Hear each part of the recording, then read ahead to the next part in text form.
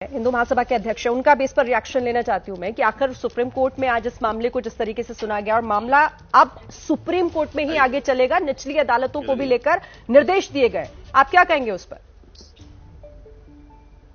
देखिए, निश्चित रूप से यह जो काला कानून है वर्षिप 1991 एक्ट, इसको खत्म होनी चाहिए, क्योंकि यह तो अपने आप में ये क्या मतलब बनता है कि हिंदुओं को उसके अधिकार को न प्राप्त कर सके, इसलिए ये काला कानून बना दिया गया। और एक तो मुगलों ने हम पे अत्याचार किया, हिंदुओं पे अन्याय किया, मंदिरों को तोड़ा, कब्जा किया, और उसके बाद जो कब्जेदार थे उनको मजबूती करने के लिए इस तरह के काले कानून बना दिए। मेरे तो केंद्र सरकार से माननीय प्रधानमंत्री मोदी जी से निवेदन है, जब सर्वोच्च न्यायालय की जब इस पे टिप्पणी आ गई, आदेश आ गया, तो इसमें तुरंत जो है, हम तो शुरू से इसे मांग करते रहे कि संसद से इस कानून को तत्काल काले कानून को निरस्त किया जाए। साथ में ये एक नया कानून बना करके जितने भी हमारे हजारों जो मंदिर है जिसको मुगल कालीन कब्जा हुआ था, जिसपे आज भी विवाद चल रहा है, उस सभी को सबकी जो है सर्वे करा करके और एक साथ सभी मंदिरों को मुक्त किया जाए, क्योंकि तभी देश का विकास होगा। अब दिल्ली के जामा मस्जिद के नीचे कह दिया है कि अगली तारीख तक न तो कोई नया मुकदमा दर्ज हो, और जिन सर्वों की आप बात कर रहे हैं वो सर्वे भी फिलहाल रोक दिए गए कोर्ट की तरफ से।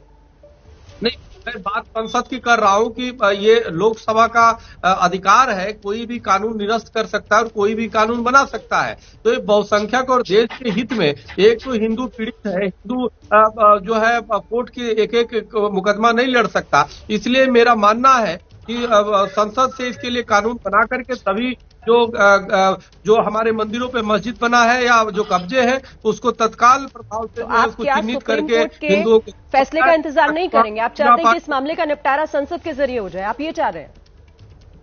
देखिए, लंबा खींचेगा। जो अजहरी साहब हमारे भाई हैं, फिर भी हमारे खून के प्यासे हैं, क्योंकि इनको मुगलों ने जो वसीयत दे दिया है, बस ये उसकी पाप की गठरी लेकर के अभी लड़ने को उतावले हैं। आपके पास कहने के लिए नहीं है, आपके पास कहने के लिए कुछ नहीं है साहब। आपके पास, आपने अभी बाबरी मस्जिद नहीं साबित कर पाए, वो कौन सा मंदिर तोड़ करके मस्जिद बनाई गई थी, ये नहीं साबित कर पाए आप पूरे देश की मस्जिदों को आप देखिए, पर्सनल कमेंट से बचिए, और एक मैं चाहती हूँ जल्दी आपनी बात कह दें आप। अजहरी साहब आप कहिए, फिर हरिशंकर जैन जी आपके पास आती हूँ। देखिए, मैं खुले दिल से कह रहा हूँ, आपने अब बाबरी मस्जिद के लिए सालों आपने लड़ाई लड़ी, खुदाई की, बहुत कुछ हुआ वहां पे, लेकिन आप ये साबित, एएसआई की रिपोर्ट ये साबित ही नहीं कर पाई। माननीय सुप्रीम कोर्ट ने कहा है कि वहां कोई मंदिर तोड़कर मस्जिद बनाई गई। आज हम चाहते हैं कि आज हम इस पर बात करें। आप पूरे हरिशंकर जैन जी, ठीक है, आप पूरे देश की मस्जिदों को टटोल रहे हो। मेरे पास अजहरी जी, एक सेकंड, हरिशंकर जी को सुनिए। ठीक, देखिए, ऐसा है, ये डेमोक्रेसी का सिद्धांत है कि देश में बहुसंख्यक जनता जो चाहती है वही कानून रहता है और वही कानून चलेगा। इस देश की बहुसंख्यक जनता चाहती है कि पुराने मंदिर हमारे वापस आने, अगर कोर्ट से होगा नहीं तो पार्लियामेंट बनाएगी। कानून है और एक सुप्रीम कोर्ट है हरिशंकर जी, जो सबको एक समान लेकर चलता है, आपके पीछे देश का कोई भी नागरिक। ठीक है, स्वामी चक्रपाणी जी, स्वामी चक्रपाणी जी।